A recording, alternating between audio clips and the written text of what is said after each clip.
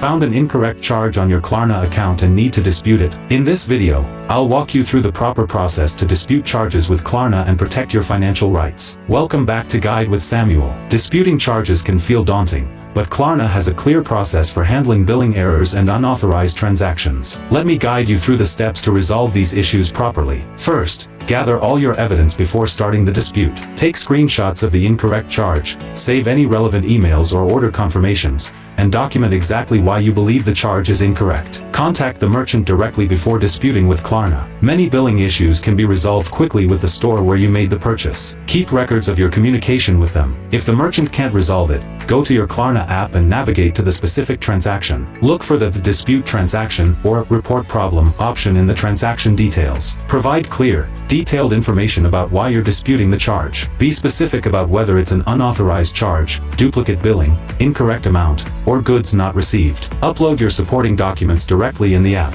A crucial pro tip: act quickly when you notice an incorrect charge. Most payment disputes have time limits, and prompt action increases your chances of a successful resolution. Also, continue making payments on your other Klarna purchases while the dispute is investigated to avoid negative impacts on your account standing. And just like that, you've taken the proper steps to dispute an incorrect charge. The dispute process exists to protect consumers, and using it correctly ensures your financial rights are respected. If this guide helped you understand how to handle billing disputes, please give it a like. Have you ever successfully disputed a charge with any payment service? Share your experience in the comments below. For more Klarna troubleshooting, subscribe for our next video on why Klarna might not show up at checkout. Thanks for watching.